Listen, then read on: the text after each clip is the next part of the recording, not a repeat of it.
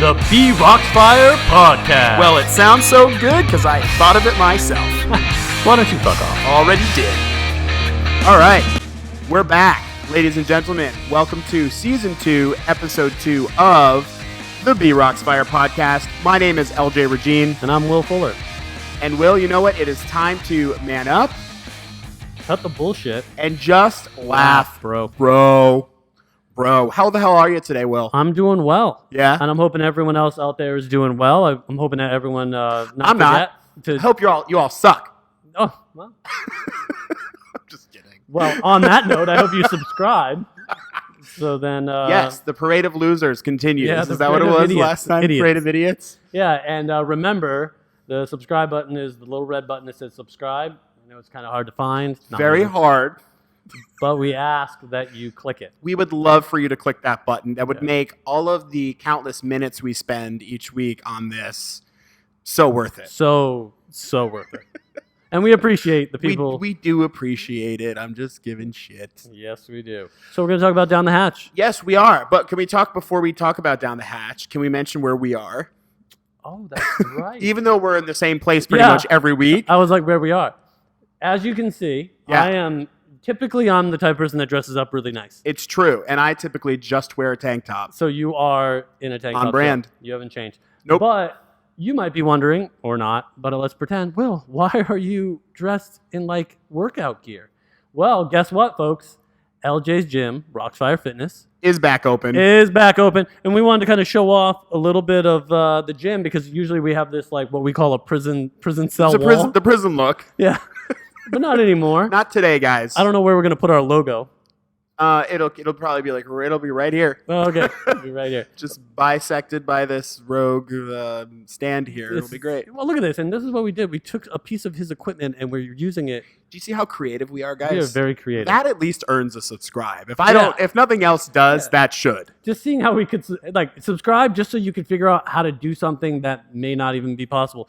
I don't even know how this thing's still standing, but it is. Subscribe to watch us survive. Yes. So anyways, but as you can see behind us, we didn't even want to move anything. Usually we kind of clear stuff out. We're going to have a class in a few minutes. I'm going to work out. I'm excited. About a few minutes. In about an hour and a half or so, there will be a class happening that Will attend.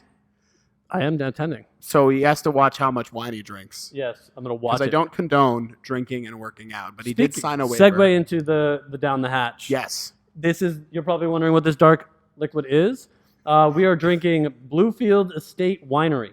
Yeah. It is located in the northern part. It's actually located in Windsor, Florida. Where the fuck is that? Do you know where Fort Pierce is? Yes. Okay, a little bit north of that. It's on an island outside. So this is the cool thing about this wine that I was reading. They make wine in Florida? Yeah, they've got a few. I'm gonna actually try to find some. Actually, it's really hard to find. I've been going all over the place to just find wine. I found 2 so far. There's one in Miami I want to get also to try. So I'm excited about this. But this one is called the Semi-Sweet Blueberry Wine. Okay. Yeah. And all the wine is handcrafted on a 16-acre horse farm and vineyard. Ooh. Yeah. So, and what makes this really cool for me is I do love wine. Something I've always loved. I'm a big Sicilian wine drinker. I've went to vineyards. Yeah, in Sicily. that's real wine. It is. Yeah. It is. But because of the way they do it, it's a passion for them. But let me say this. One thing is it's really cool if you think about this. It's all about the soil. Right. That's what they always say. It's all about the rain, the environment. They're on an island where you're going to get, water, the salt water. They're going to get the soil that's going to be a little bit different on an island than it would be somewhere else. So I think, trying this wine is actually pretty cool to know that they're creating a vineyard in a place that's not very common. So that's very cool. That's a great point, Will. So let's cheers to that. So just a completely different type of wine. Wow. And it tastes very sweet. Uh-huh. You're not a big sweet guy fan anyway. You don't like the liqueur. Actually, I am a sweet guy. No, you're not. Well, Will, I did want to mention, I don't know if the viewers at home can see. No, they might not. But Will did a little project. Will, do you want to tell us about your project? Yeah, the project is I wanted to put our amazing faces on our glasses that we drink from. Amazing faces. That's what I wanted to do. That's what we should rename the podcast. The Amazing Faces. The Amazing Faces with the Parade of Idiots. Yes. There it is. There it is. We're coming up with new names. One thing is that I want to tell people is that I want to give a big shout out to Minutemen Press. Love Minutemen Press. Maria Medina. She really worked with me on this. We went back and forth trying to get this picture on here. I am a diva and a pain in the ass. You? Me. No. And I wanted it to be perfect. I'm like, are you sure it's going to look good? And we haven't filled it up to where it was supposed to be because, you know, we're a little classy.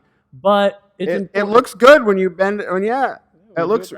I'm really proud of them. I love it. Now, I did want to ask a question. Okay, ask away. Are these machine washable? I do not know. Can I put it in the dishwasher? Don't be a lazy ass. Just put soap in there. Yep. So it's hand wash only, guys. We're going to be selling these. We're going to be selling them. Yep. They will cost US dollars 20.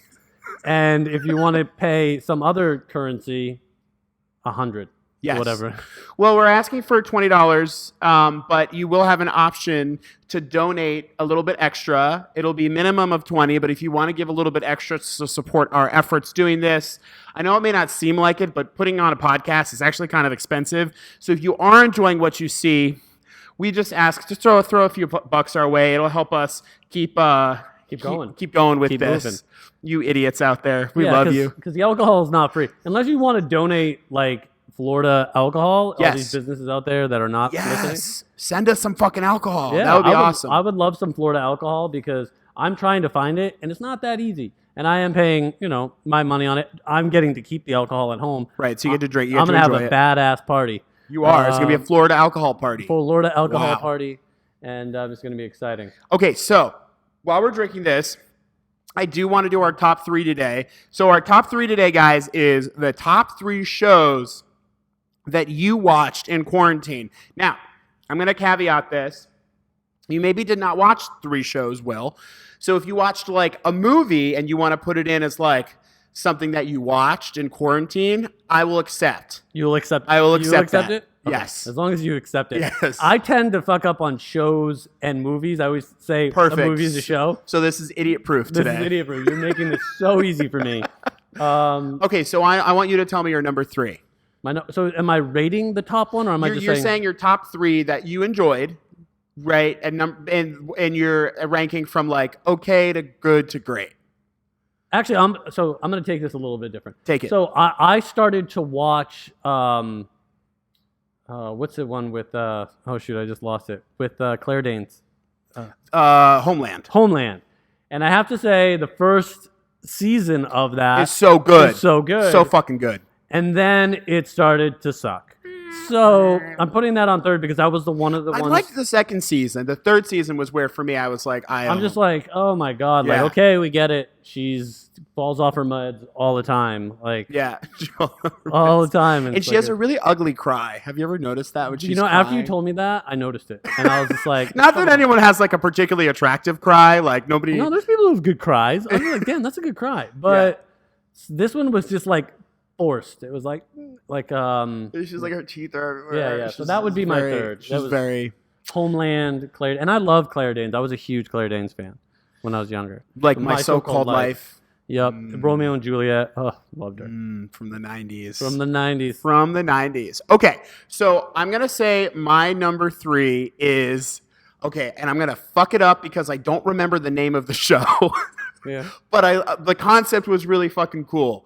It was blind. Maybe it was called Blind Love. Love is Blind. That's what it was called. Okay. So I am going to say I am not a fan of reality shows. I think they're fucking stupid and they're a waste of time. But I thought the concept was really cool. Yeah. So what they did on the show is they first had people in these pods. They called them the pods. And there was like a wall in between. Oh, I saw the preview. Yeah, yeah. And you could hear them, but you couldn't see them. So you went on dates in this pod, and then you started to like choose like who you wanted to spend more time with.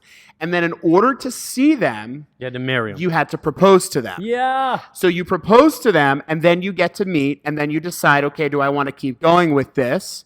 So I think there were like 6 couples that ended up proposing, and I think maybe 2 or 3 of them actually went through with it and got married, and they are still together now.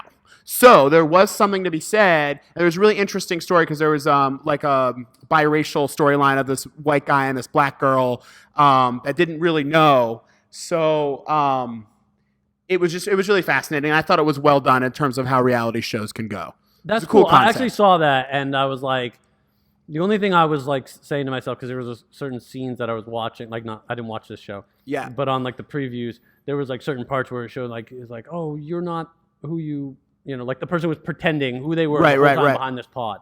Right. Because they created themselves to be this person that they weren't.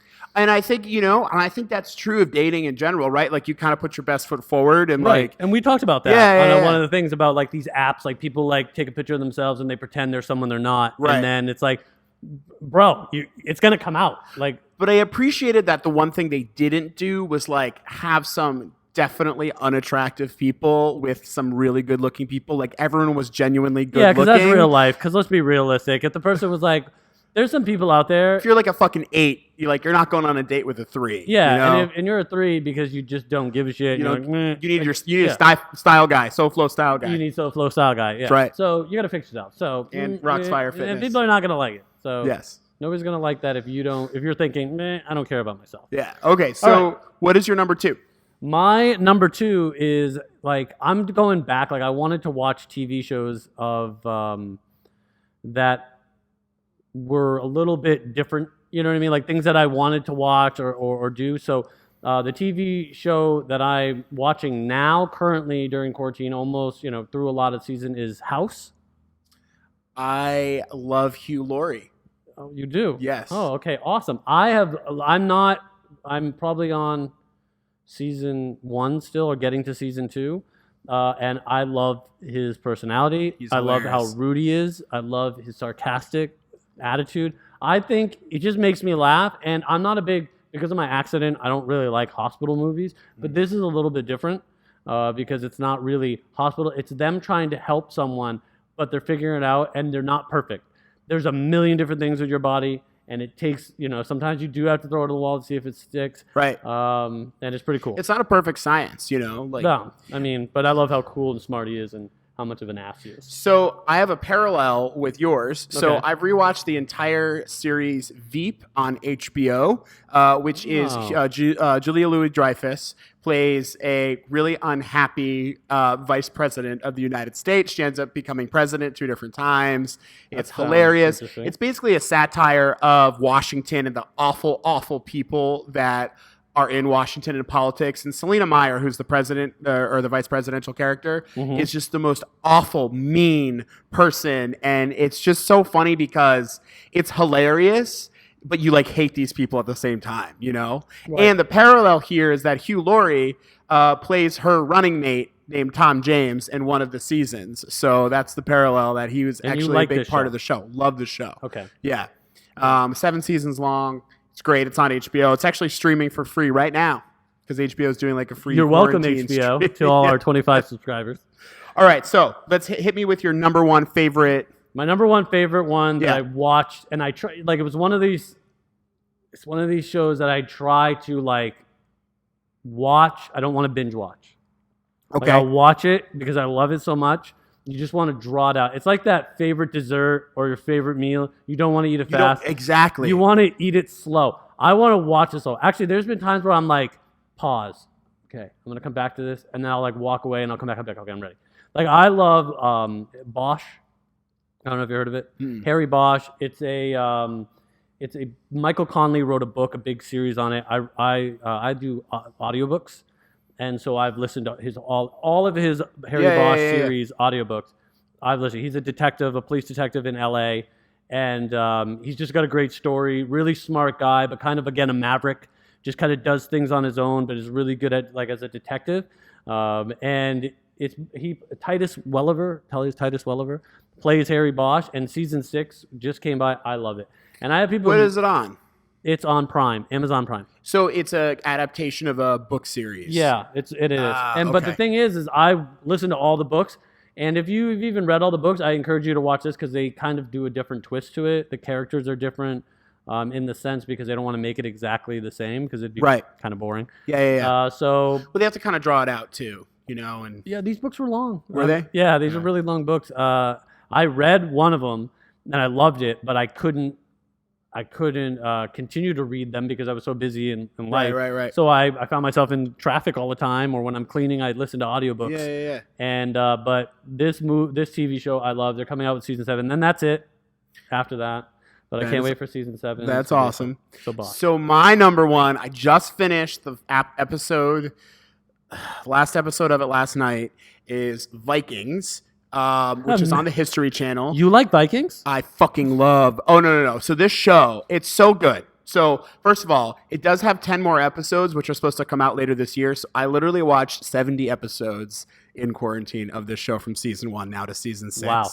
And what I love about it is it takes like the sort of Norse mythology and that time period, and it makes it really real. And the characters are so rich, and they're always it's very Game of Thrones. If you're out there, you're watching and it's Game of Thrones, it's like always about who's in power, who's taking this person's place. Like things are always changing and moving. And I just love the sort of like politics of that and the drama of that. And the characters are so good. The performances are fantastic.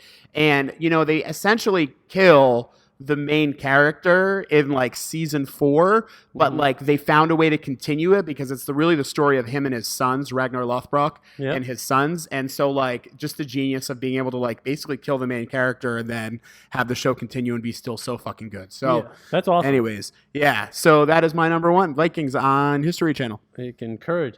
So the cool thing about this is that we typically do a bro-worthy toast. Now, I'm actually going to do a curveball. I know we talked about who we were going to do, but I just thought of this while we were. Ooh, I like curveballs. While we're here. I'm going to need you to help me with the full name of this person. Okay. But we're going to have to try to do this telepathically. I just want to let you know right now, he has no idea who I'm going to say. He may be like, no, I don't want to do a bro-worthy toast. But I really want to say that because we're here right now, and we're able to work out later on. Sure. And businesses are starting to open in Broward County.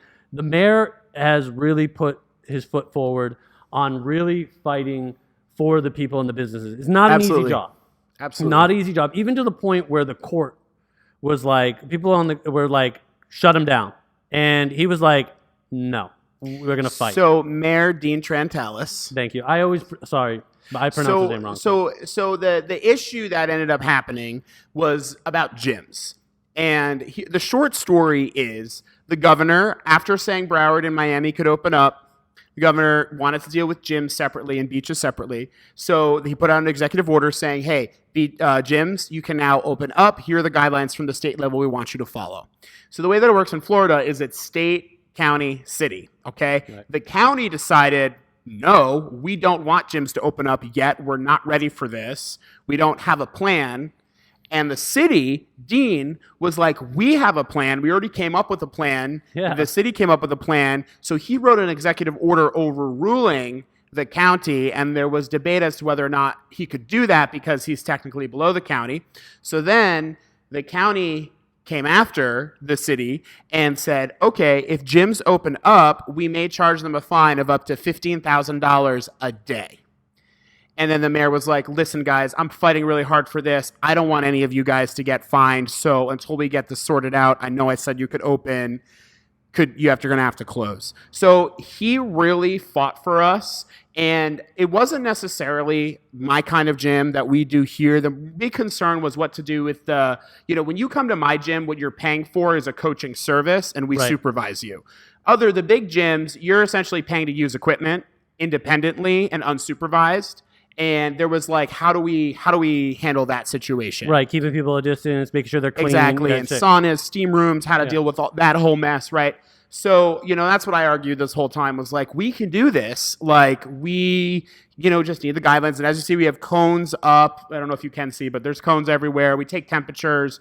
But yes, I do want to say that Dean really fought for us, as did the Chamber of Commerce. Chamber of Commerce did Dan also. Lindblade fought for us, and we got to open up this past week officially on Tuesday. And thank you for being a member. So you deserve a toast too. Oh, toast for supporting us so we could come back and open up. Yeah, awesome, man. Yeah, but I just wanted to make sure because that takes a bit of guts because everyone, it's so easy to be like, yeah, let's go with the flow. Go with the flow. Yeah, and going against the grain is never always the big, most popular thing to do, and he did, and I was surprised in a way just because of how how serious everything has been and how everyone's been taking this. But the fact that he actually did that was impressive, and I tip my hat to him, and I will drink this blueberry wine in his honor. Dean, here's to you. Actually, I'm going to be honest, though. You typically take a while to drink the alcohol, and you're actually drinking it quick. No, I don't.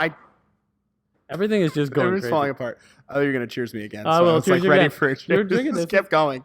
No, bro, I drink fast. Always. Right, only if it's like shitty kombucha or whatever is that? But see, that's what I'm saying. Not kombucha, really sambuca. It's actually wine that it kind of helps over time. Whatever. Can I have some more? Oh. Shit, yeah. I don't have to. I'm not working out. Actually, later on I am. Oh, you're gonna pour this. You can pour it. I'm pouring this. Yeah. From a distance. There you go. Thank you, sir. I'm cutting you off. I should pour it up to our faces so to see what it looks like. All right. So this is a nice purple color. Yeah. And speaking of colors, we're going to talk today in Man About Town with the SoFlo Style guy. We're going to talk a little about what color should I wear and does it matter? Does color matter? So that's a great question. Does it, Will? Does it matter? I want to know what color I should wear and does it really matter? So the question that I would ask you is, what is your skin tone? Ooh. So that is the most important thing that you need to figure out. Italian tan. Italian tan. Because there are people that are, you could be light-skinned, dark-skinned, tan. There's even ivory out there. Ivory is like very pale. Yeah, that would be light-skinned. We try not to be too mean. If you're very pale. But, people can really tell if they can say, I'm a dark-skinned male, or I am a very fair-skinned person. But there's also this difficulty of what they call the undertone. Ooh. And the undertone, what's really important is people need to understand is that an undertone could be like when you get, like if you're getting hot or like what. So best example I would use, if you're a pale white person and you slap your skin, do you turn pink? You have you're not going to. You're not pale white. Yeah, I don't turn pink. But people know who they're talking about. Or when they get hot, their cheeks get rosy. Oh, okay. So that brings out their undertone, the colors that they have that, that can also determine the type of outfits that you might want to wear. Now again. But what would my undertone be then? So here's the part that I was going to bring up to you is that with your skin tone, if you were, say, stuck in, I don't know, the state of Maine, and where you can't go out tanning for like 6 to 7 months, right? Would you still be that skin tone? No. Exactly. So people need to understand that when I'm talking about their skin tone, they also need to understand what your regular skin tone is. The skin tone that you're not when you're not out in the sun. Not your fried, crispy color. Exactly. I look amazing when I get out and actually in the sun. Well, you look healthy. Everyone looks super healthy and vibrant. And but if you're like Megan. Skin, yeah, she glows. But the thing is, the skin tone is like really, really important when it comes down to it when you're thinking about buying outfits for it. The reason why is if you are the type of person like me, I'll use me as an example. I can get out in the sun, but then there will be times with work and all this stuff, well, I might not be able to get out in the sun, and then my skin tone will go back to its normal skin tone. Which I just want to say for all the people who are not Floridians out there, just because we live in Florida does not mean that we're always at the beach and that we actually see the sun. Actually, I know. We actually work, and we'd love to be out there. We'd love to be at the beach. We just have the opportunity to be at the beach 24/7. Quicker, yes. We don't. If winter comes, we can still go to the beach. We can still go. So basically breaking that part down is like understanding that there's your undertones and all that stuff. You could be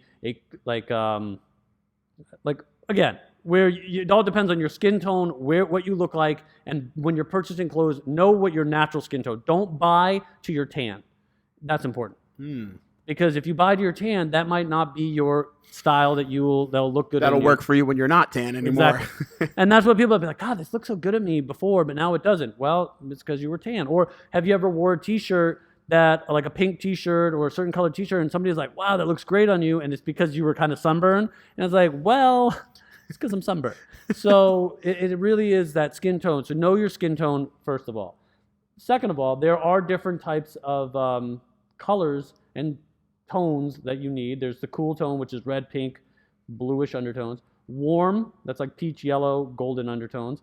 And then neutral, a mix of all like warm. Now, what I want to say about this is I look awful in like neon, any sort of like really bright colors. A lot of people do though. No, but that's not true. You can pull off, I feel, we're slightly different. You can pull off like a really vibrant pink. I can't pull that off. Like my skin tone, I just look like I don't know. It doesn't work for me. So I had a stylist one time in New York City, great friend of mine. Her name is Nicole. I think her company is called Let's Get You. And she did like a color thing with me where she put like patterns up to my face and we did this whole thing and it was like, ah. And like there was like certain yellows that work really well, browns and blues, but for my skin tone needed to be a little bit more muted. Right. To look good on me. So my recommendation when it comes down to trying to find that, because you might be like, I have to go find somebody No. to do that. I was just drawing a parallel. Yeah. Well, no, and the best thing to give an example is when you're trying on different colors, my thing is just go into the store. If you're trying to find your skin tone, don't buy them, but just go and grab the rainbow of t-shirts. Okay. Okay. And then what you're doing is just make sure you have on dark jeans. Okay. And grab every single color that you see. And the person at the store is going to hate me for telling you this, but if you know how to fold it, fold them. But hey, that's their job. So grab all the colors, try them on, and take a picture of yourself. Okay. And then what you can do, you have two options. You can send them to a friend, or just take a look at it. Yeah, you probably know yourself, right? You can be like, this looks good. Some are going to make you look slim. Some are going to make you look big. Some are going to really bring out colors that you don't like. I have like brown eyes, but with a little bit of green. So if I wear something with a forest green, my eyes start looking green, and it really brings out. Yeah, because there are certain colors too that can like kind of make your skin look green, or like your skin it won't flatter your skin, right? Exactly. If you're in the wrong skin tone. and we'll go through those tones in a second. But the other part of it is that you also have to think about what you look like during, like how you change. So okay, so I said you might tan, you might be but now you could buy a certain color and then grow a beard and you'll look completely different in that color because you'll have a darker look. If you have a dark beard, that color pink that might not look good on you before might look good on you now because your face is now all more dark. Interesting. See, people don't think about that. That's right, but you do. I do. I always think about that. Sometimes That's right. I noticed I used to have a beard, but then I kind of went back to this like goatee or Frenchy look. And that's right. You did shave it off. Because what I realized is that I like the way my skin tone with the 5 o'clock shadow look with certain colors, and it kind of allowed me to play with more colors. Ooh. And so I was able to do that. So, and I think for, just a quick sidebar about beards. Beards are like a nice accessory. Guys don't have a lot of accessories that you can use at different times. Like you had the beard for a little bit. Now you don't. You could grow it back if you want. Goatees, as long as you're not like, some necked beard dude. You can't grow a beard then. You suck. You're not a real man. Yeah. But using a beard to your style advantage is, Yeah, and that's something I talk about on SoFlo Style Guy, and one of my episodes that's going to be coming up is about how people think that with facial hair and eyebrows and your hair, that's an accessory to look good. You could have an amazing outfit, and if you don't take care of the way you look with your beard and your hair, it's not going to pull it off. You're going to look awful. Yeah, you're going to look like a guy who, you're going to look like a caveman that just wore a nice suit. Didn't we maybe almost do a segment on beards? I didn't. Almost did, but we didn't. We stopped. We stopped it. All right, keep going. So anyways, so the question is that people always like, so the thing to know is that if you're a cool toned, pale skin type person, colors that you want to stick to are like the purples, the blues, greens, blue base basically. Then you're going to want to do like blue green or blue reds. What's that color next to, what's that word next to blue base? I have no idea. I wrote it, but I didn't want to say it because I pronounced tertiary. it. Tertiary. Is it? I wrote it. I was like, that's not a will word. Well, because I found it, but then I was like, I'm going to skip it. Because if I say it wrong, people are going to bash me.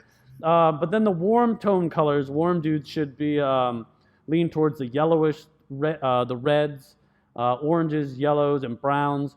Yellow-based, that word again, tertiary. Colors like yellow, green, various oranges work well. I can't do orange. I mean, this is orange, but whenever I wear orange, okay, so there's one thing people need to understand. Orange can be worn, and when I say orange, something you need to understand is there's a lot of orange. Right. Like if you want fire cone or a pumpkin. Yeah. Don't want to be a pumpkin. You don't be a pumpkin. But my point is though, you could wear orange shorts with a white tee. Ooh, or you could wear a light orange t-shirt. Yeah. But don't make it, because you got to understand it's all about the mass. Where are you showing red? Don't wear a big red t-shirt. It's just going to stand out. It's going to be like, oh, are you Christmas? So basically stuff like that.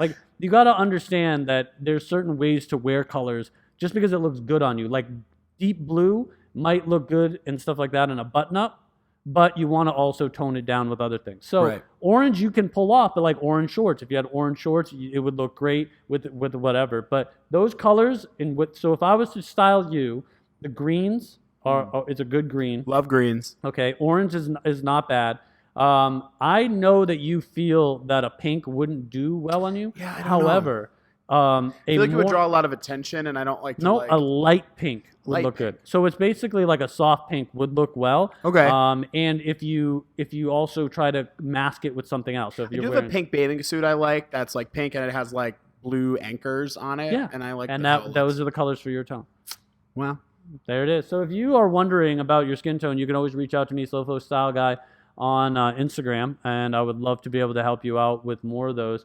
And also, the other thing I do want to make sure you understand, just be you. Find that color, that style that sticks with you. Like I said, take pictures of it. Just because it doesn't fit with what we're saying, it doesn't mean that it doesn't look good on you. So those are things that you also have to understand is, find the color, find the style, find the look that looks good for you, and whatever makes you feel confident walking outside or walking inside, then stick with it, because that's all that matters. I love it, Will. And if you want to learn more, engage with Will, he is on Instagram at @SoFlo_style guy. _ stuff. And also, he's got a new podcast on Spotify, SoFlo Style Guy. Yes, that's correct. SoFlo Style Guy. You've got 2 episodes so far. 2 going on 3. I'll have guests and stuff like that. The whole point of that is basically what people think of style, what I think of style. There's some things I can't wait to talk about, like pop culture. He's got more time to like really dive in, and I know like a lot of our listeners out there, whether you're a guy or whether you're a girl who's with a guy that needs a little bit of help dressing, Will is definitely your man. I will help you out. Your style guy. So let's get on to yours. Let's talk today. So I was trying to come up with a topic because like last time we talked, there was that hot button issue, and I was like, oh, nothing's pissed me off lately. So nah.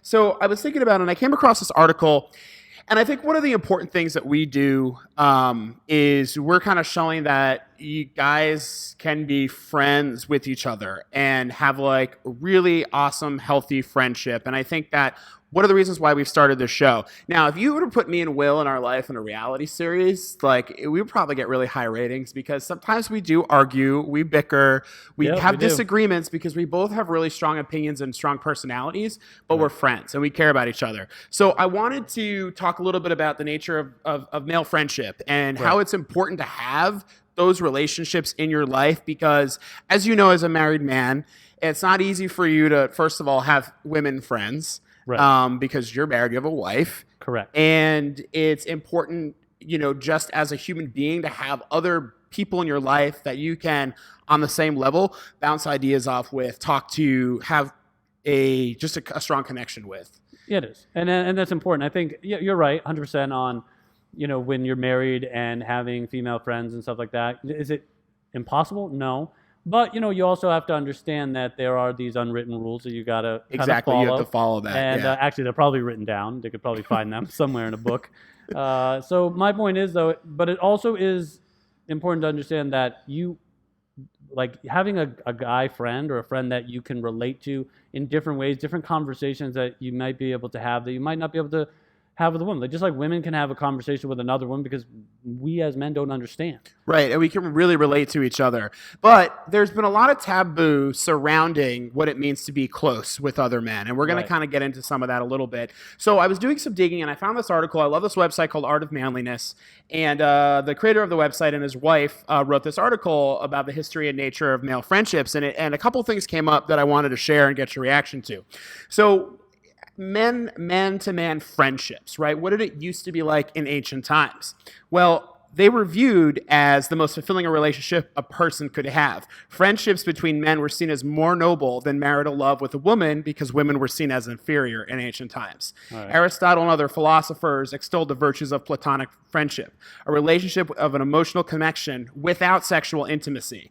Platonic relationships, according to Aristotle, were the ideal. So if you look back at like the great Greek myths, and if you even look back at the Norse myths and stuff like that, there are these very rich, deep, fulfilling friendships between warriors and kings, and there's just this like a very close, intimate connection. And what has happened is in the sort of the 20th century, so we kind of go to the 19th century, where you know, people like even some letters that President Theodore Roosevelt would write to his friends were filled with language that today would be like, oh, that's kind of gay. Or you look at some photos of dudes from the 19th century and they're very close and affectionate, arms around each other, holding hands, and it wasn't seen as gay. Like men used to have the space to have really intimate, emotional relationships with each other. Right. Yeah. And then the 20th century happened. And in the 20th century, what happened? A couple different things. The idea of being gay or homosexuality became a thing. And then because of that, because back then it wasn't really a thing, it was kind of on the undercurrent of society. Right. It was seen as deviant and like not something you wanted to be a part of. Okay. And then once it became a thing and became something that was like, it's starting to become like sort of an accepted part of society, then men who were very close with each other started to get looked at under the lens of like, are they gay? Like, is there something gay about their relationship? Right, yeah. So because of that, men have started to really drift apart from each other. And it's one of the reasons, and I have a couple more, but say something about that. And that's the thing that makes it really, is really weird. It's like men can, share their feelings without, having. Yo, what are you gay, bro? You can't. I can't help a man dress nice without getting people being like, oh, that's gay. That's kind of gay. Yeah. So my point is like at the same time, we also have friendship where you should be able to put your arm around someone, be able to absolutely be affectionate with somebody. You care about them. But there's also there's always these weird ways we look at things, and like you were saying, like athletes. Well, you can see athletes, they're hugging and they're close and they're all this stuff, but that's G smacks my ass all the time. Yeah. Because he came from that culture of like, I play baseball and we're so comfortable with each other. So there are certain cultures, the military being another one, where it's acceptable and okay. Band of brothers, like we're brothers. To be exactly family, your family, right? And it's really done a disservice, I think, to the men in our generation that like even when we're sitting with friends and somebody who's not gay and they're like, oh, is that guy gay? Who's not? Like, it's just always this weird game that seems to get played of like, let's guess people's sexualities based on like how intimate they may or may not be with the other men in their lives. And it's like, why can't men, and this all started because I was having a conversation with my friend Grant, and we were talking about like just the nature of friendship and how like it's weird that because you're a dude and you're close with another dude, people are suspicious that you must be gay or might be gay or confused about your sexuality because you want to relate and have like a personal connection with somebody that understands you. Right. And I'm in this ballpark where I come from. It's like, I don't really care. Yeah. I don't see, just like I don't see colors when it comes to skin.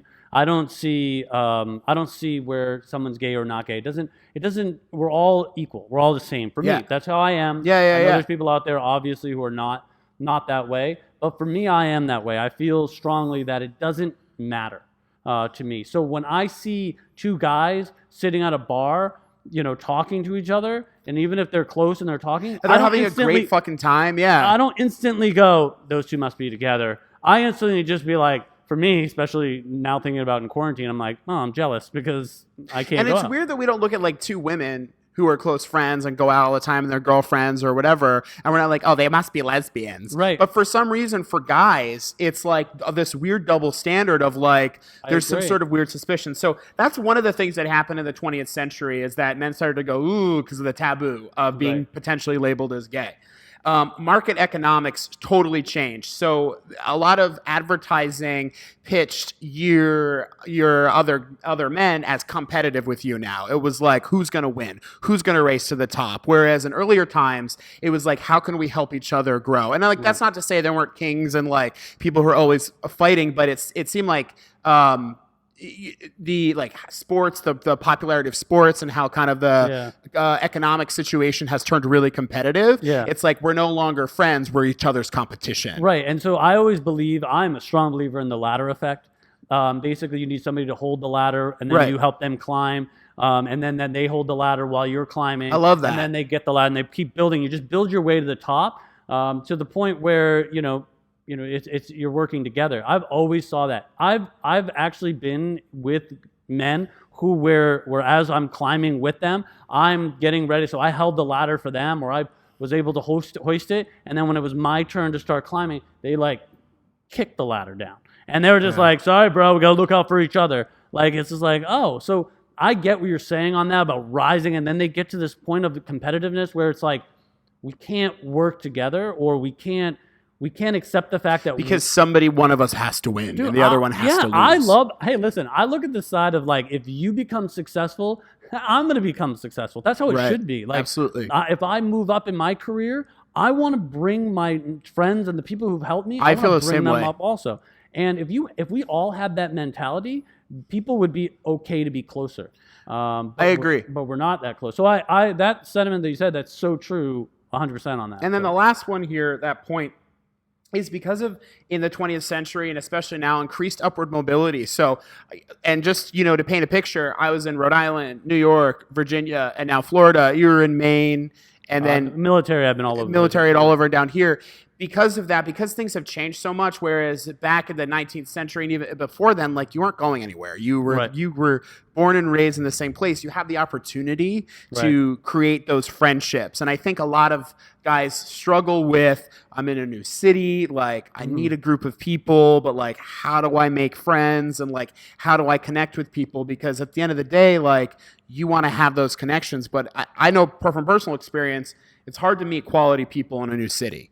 No, and I agree. And actually, I found that, and this is just not me complimenting Florida and living here. Yeah. I found it a lot easier down here. Really? Than I lived in Maine. I lived all over different places in Maine, and then I lived in New Hampshire, and then I actually moved down here. I found it to be a lot easier to meet people down here, maybe because there's more to do. There's like a different demographic where you will find people who think the same way that we think. So there's guys who are like, listen, I don't care if you're gay or not gay. We're friends.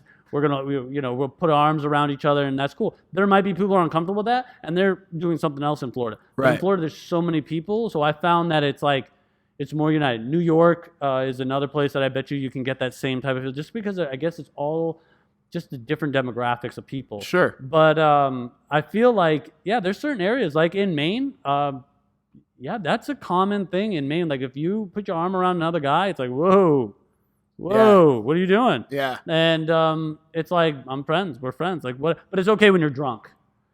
And it's weird though, because like, we're raising boys and young men to be like either suspicious of the other guys in their life as potential competitors, or be like, oh no, I can't be close with him because people might think I'm gay. Right. And it's like, we have to, and I don't know if too, there's an element of like, when men get together and they want to do something, they can be pretty powerful, and maybe society sees that as uncontrollable. Like, if you were to be like, get a group of guys to be like, you know what, we're going to go get a plot of land, we're going to build our houses there and fuck everyone else and form our own community. Like, that might be seen as a threat. So I don't know if there's some sort of like societal, like, we want to keep people separate because they may rise up against the powers that be. That's me getting a little conspiratorial, but like, but like, wait a minute, where do you have that on here? No, and that's my own thought. And it's just like, I wonder if there's some sort of like, because I always find it really odd that it's like, women are really encouraged to like go out with your girlfriends, and it's like guys night. Like, oh, it's a big fucking problem whenever there's a guys' night, like somebody's girlfriend, someone's wife, like there's always an issue. Right. And it's like, can't we just like go out and hang out and like have a couple drinks and just be guys for like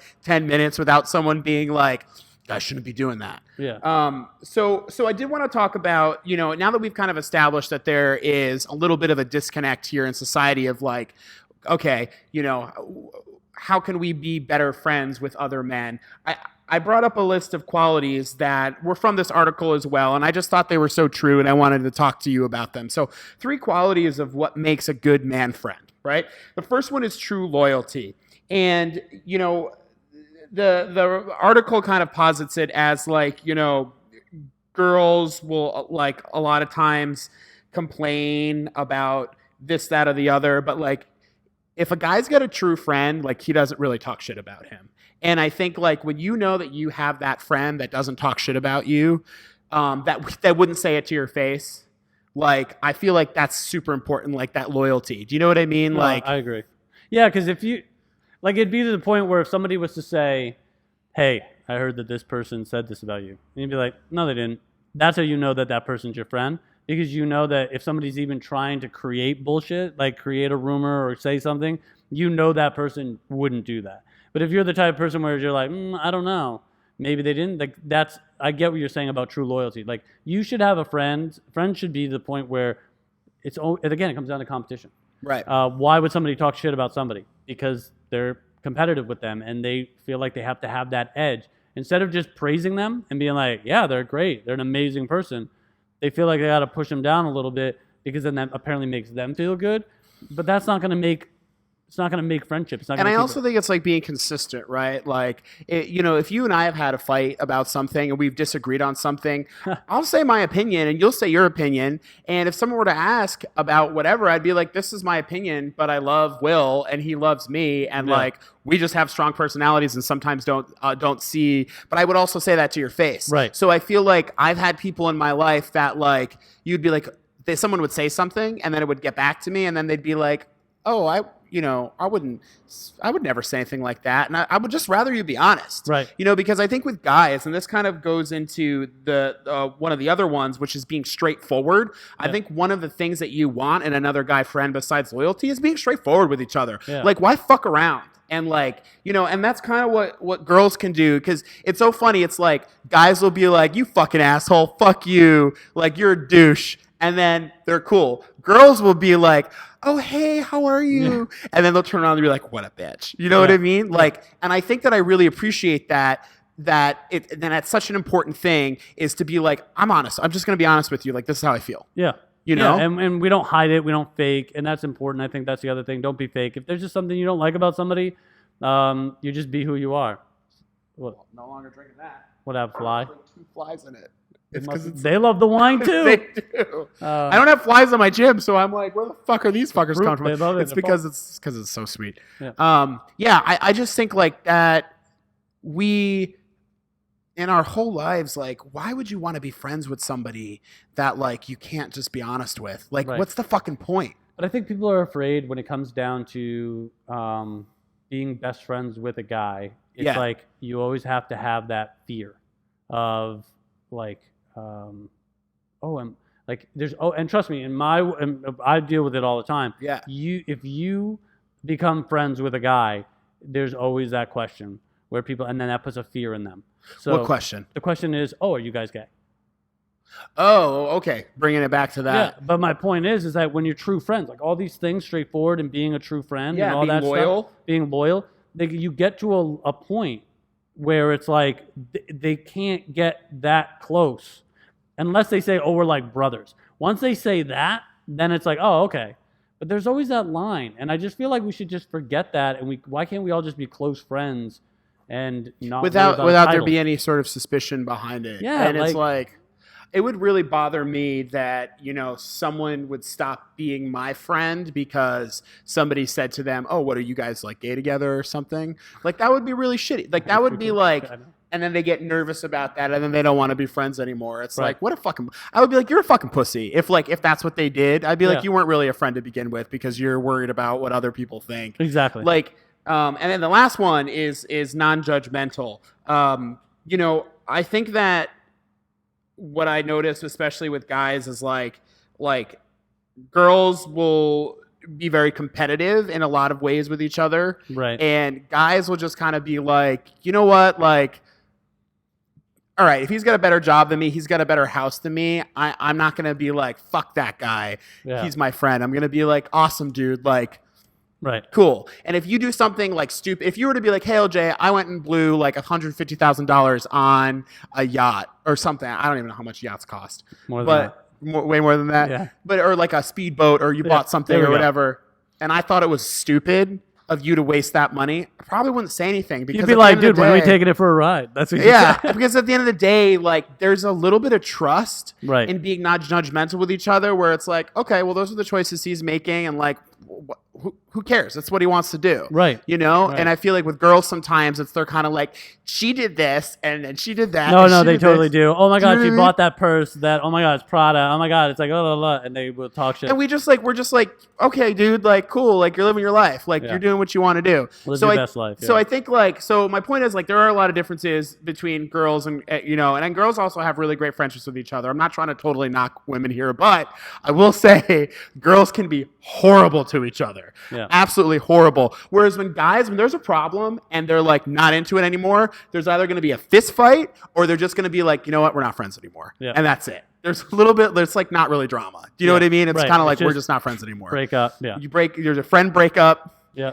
And you're like, just not happening. So anyways, just kind of wanted to bring this up today because I think it's a topic that really gets overlooked. Like, why can't we be considered best friends and it not be a fucking weird thing? Yeah, you know? Exactly.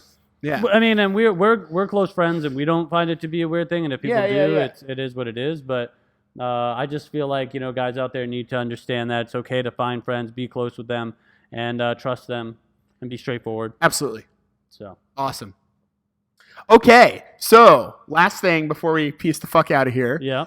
And clean up and get ready to work out. Clean up and get ready to work out. More pull-ups. I did the Murph workout, by the way. You did do Murph on Monday. You did. I finally am no longer sore. It's Friday. Yeah. You didn't do it here, but you did the Murph workout. Right. Yes. And it's a great workout for a great cause that happens on Memorial Day. And I didn't get to do it this year. It's like my first year in 7 years that I haven't done it, so I gave myself a pass. Yeah. But I just didn't want to be sore for a couple of fucking days. Yeah, I really wanted you to do it because I wanted to, because you killed me last year. And you wanted to see how you could do I want you to know how now he's being competitive. That's a competitive, but for friends, though. I mean, we're friends. Yeah, as a competitive side, in the sense of motivation. So I just wanted to. You wanted me to do it where I just got finished with a bulking cycle. I haven't been doing a ton of cardio. Right. You just wanted to see me die on the run. I just remember you running past me, and I was like, "This isn't right." Last year, I passed you on the run last year. Yeah, on the way. I was also probably 30 pounds lighter last year. Yeah, you hated your soul after. I did. Okay, so really, bro, is just our opportunity to be like, really, bro, what happened? Really, yeah. This story. So, a man broke into a bank to heat up his Hot Pocket. Shut up. And he told the news that getting arrested was, quote, fucking worth it. An unidentified man broke into a Cholas View bank on Wednesday morning so he could heat up his Hot Pocket. And when the news interviewed the suspect as he was being arrested, he told him, fuck yeah, it was worth it for a Hot Pocket. Hell yeah. According to ABC News 10, at around 3:30 a.m., San Diego police were dispatched to the Wells Fargo Bank branch on 346 Euclid Ave after a burglar alarm had gone off. Responding officers arrived to find a broken window near the bank's drive-thru. The alarm company told the police that surveillance cameras inside the branch captured a man inside a break room using the microwave. After about an hour, officers broke through their front door and located the man inside. And he basically told the man that he entered so he could microwave his Hot Pockets. Wow. You're a fucking idiot. You know that there's 7-Elevens and stuff like that also have microwaves? That is true. That maybe not in this neck of the woods that he was in. San Diego? There was no way to heat up a Hot Pocket. It's also kind of sad. Would you think he was maybe really high or drunk? He was something. He was something. Because, I mean... I don't know, man. That's a really bro. That's interesting. Yeah. Broke in to Hot to Pocket.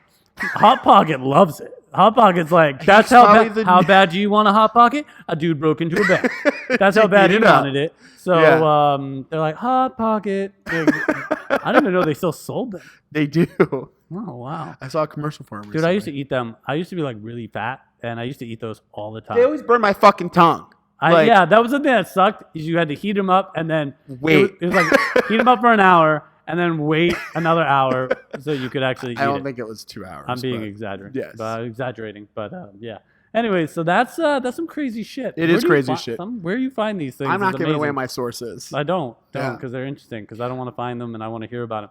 That one really is interesting. Yeah. he broke into the bank and was like, "Man, I'm gonna use a microwave." Well, Bill, I think that's it. I think it really is. Yeah. I mean, I don't know how long we're here. Appreciate you guys staying a little. We do. I'm still blown away by the Hot Pocket thing. I won't lie. It's like, You're really taken aback. yeah, I was just like, man, some people do some dumb shit. He's like, it was worth it. No, it wasn't. They won't have microwaves in jail. So like we say, it's time to say goodbye. Oh, you didn't do it. Now it's time to say goodbye. Don't forget to subscribe on He YouTube. hates it, but then he wants me to do it. I know. Well, I'm waiting for you to do it because I know Okay. you want to do it. You were singing. I could see your face. You're like, like you were like singing it. Like us on Facebook. See you real soon. Follow us on Instagram. Why? Because we like you. Why? Because fuck. That's why. Why? Because fuck you. Yeah, and just and remember to Just man laugh. up. Oh, Man up. ruined it. Cut the bullshit Got it. and just laugh, bro. That I can do. That we can do together. All right. Thank you. We'll see you next time.